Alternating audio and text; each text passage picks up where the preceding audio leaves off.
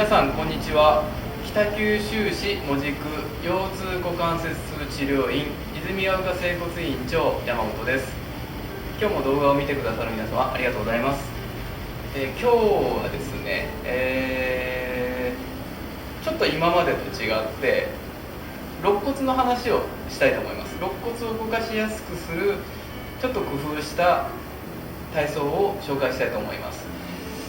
足を動かすときですね、例えばですね、こうやって曲げ伸ばしするときちょっと曲げ伸ばしにくいとか、こうやって膝を上げるときにちょっと膝上げがしにくいなと思う方、ちょっと脇をですね、こうやって軽く撫でてください。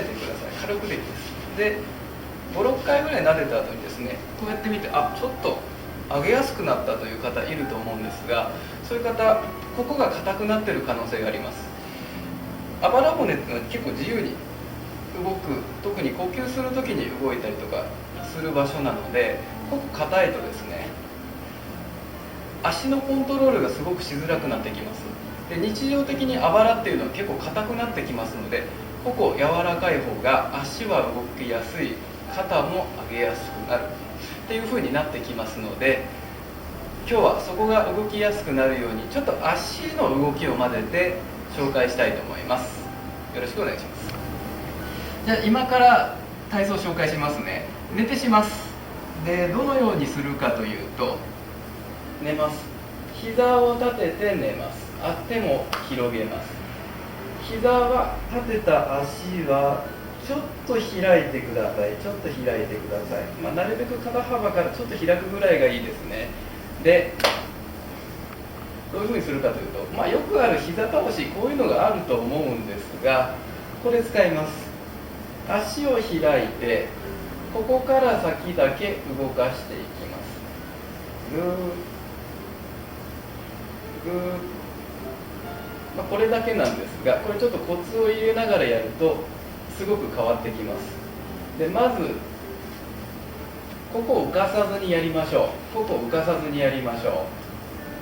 こういう感じですね。ちょっと硬いと浮いてくる、こういう風になっちゃうんですが、そこはあまり気にしなくていいです。なるべくついていかないように股関節だけ動かしてやってください。痛い方はあまり無理しないでください。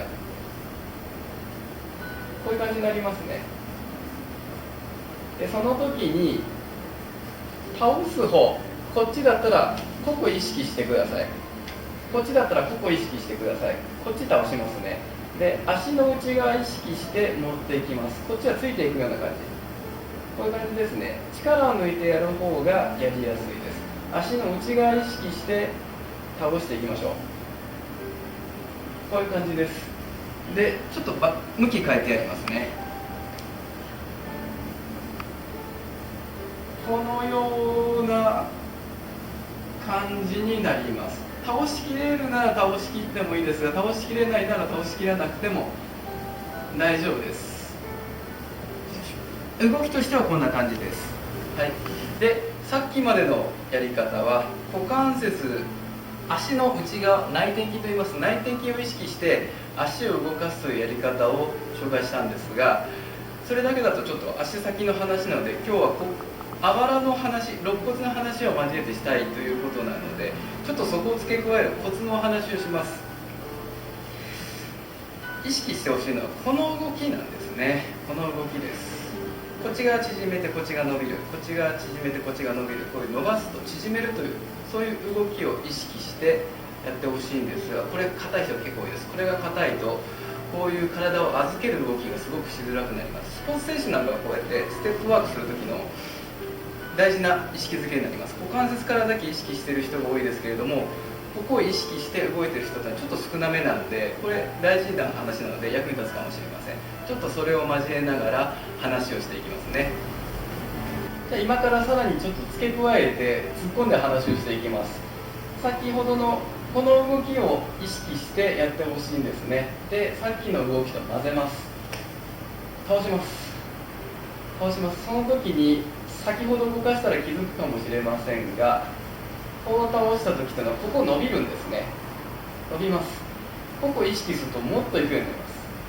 そして反対、ここを意識してこっち縮めてこっちが伸びます。そうするともっといくようになります。ここを意識しながらするとただの股関節の動きが体全体を使った全体の動きになります。こんな感じですね。こんな感じですね。でもうちょっと深くやるとちょっと向きを変えますね。もっと活かせるとここを使うとこういう向きになります。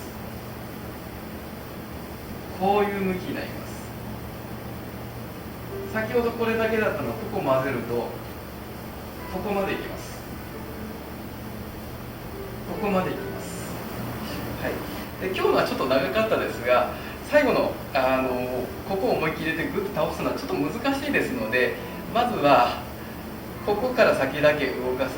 でその時にちょっとここも動いてるなっていうのを意識して感じていただくと、感じていただくことだけで日常の中のここを使う意識というのが出てきますので、ちょっと続けてやってみるといいと思います。それだけで体ってのは柔らかくなりますし、ここ柔らかいと内臓の血流もすごく良くなってきて、顔色良くなるとか疲れにくくなるとかいいことが結構ありますので、ぜひぜひやってみてください。今日はここまでになります。どうもありがとうございました。